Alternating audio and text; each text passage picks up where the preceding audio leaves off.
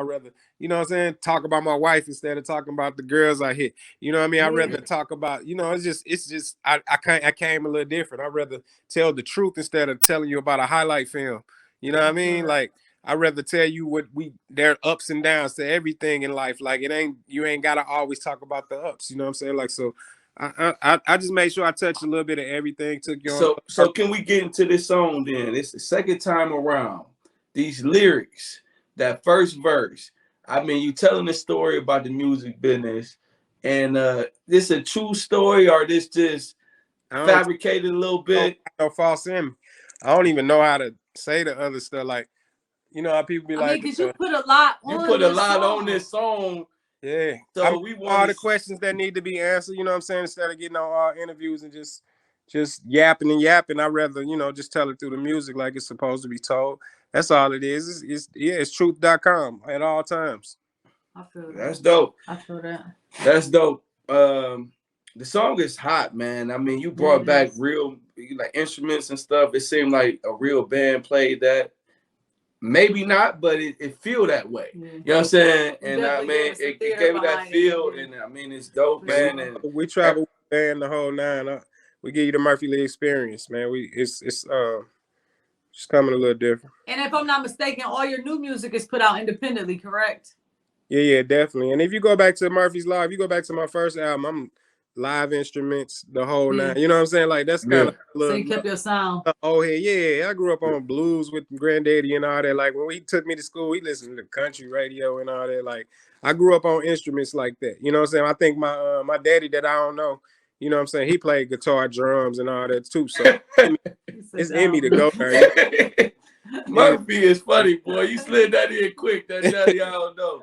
It's funny. I played the guitar, all that too. So.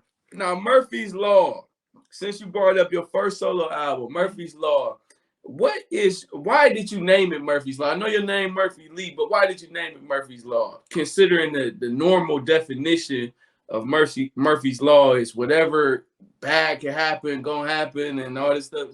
What was your definition of that album? Why you name it that? What was your twist on it?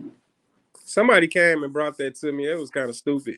It was just gonna be Murphy Lee the Schoolboy. You know what I'm saying? That was gonna be the album. That's why it's actually say that. It actually say Murphy Lee the Schoolboy, and then it got Murphy's Law on there too. You know what I'm saying? But somebody threw it out there. I thought it came with like a kind of like it was about the skits. You see the skits on there and stuff like that. It's just somebody acting silly, talking about we changing the rules. You know, that's why I've been changing it from wrong. What could go wrong to what could go right will go right type of thing. Oh, okay.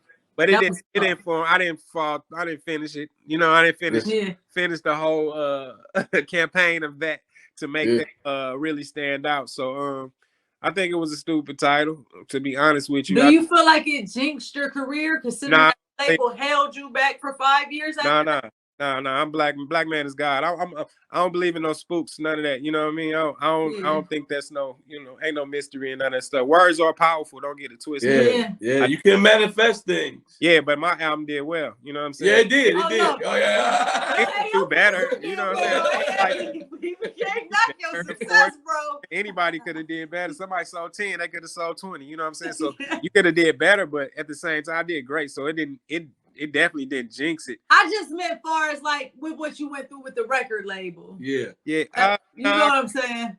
Yeah, because that happened after. You know what I'm saying? That was 2 years. What happened with the record label was really just the fact that they broke down. You know what I'm saying? They broke into like 5 different labels. The people who was in charge of all our projects moved on. I mean, after that, you didn't see too much of like Nelly, nobody. Like everybody on our label fell into a little hole. Even Lil Wayne, you know what I'm saying? They fell into a drought of stuff because everybody at our label was in different hands now. You know what I'm saying? Different budgets was out. So they just wouldn't put out my second album. You know what I'm saying? They wouldn't release the budget. It was just too much going on. They was lying, saying they would. Oh, we got you. You know what I'm saying? To hold me on, they was like, I got you. But to when I'm trying to leave, they was like, no, don't go. You know what I mean? But then they were saying they're going to put something out and just never put it out. And you look up.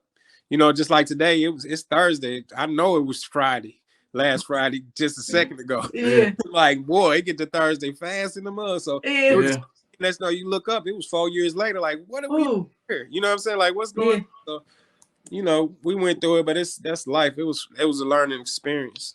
And you still came out on top and still creating great music. So shouts out to you for that. And hindsight is 2020, right? So like now that everything happened, you've seen it. You've been independent. You've been with the major, with the big budget.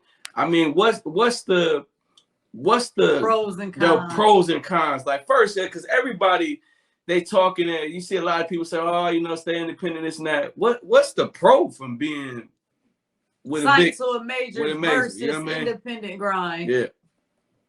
It's probably no difference than buying a house and getting a loan from the bank and then buying a house with your own cash. The overhead. You ain't got to pay it. You just getting it.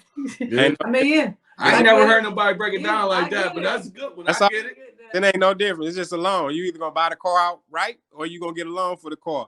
Get a loan for the car, you know it's gonna be interest, and you know it's gonna be a long time before you pay it back. But if you buy it out, just know you spent your own bread. You better use it to make money. You know what I'm saying? Like that's facts. But so really, man, them labels, if the team is right and they really behind you, and if you got good ideas, you got a plan already for your project, labels are great. You know what I'm saying? If the situation, if you need that teamwork, you know what I'm saying? If you hot already and steaming hot and blazing and all that, sure, what's the point of a label? You know what I'm saying? Like, you already did the part that they supposed to do. They supposed to get you hot. You know? They supposed to turn your 10 people to 20 people.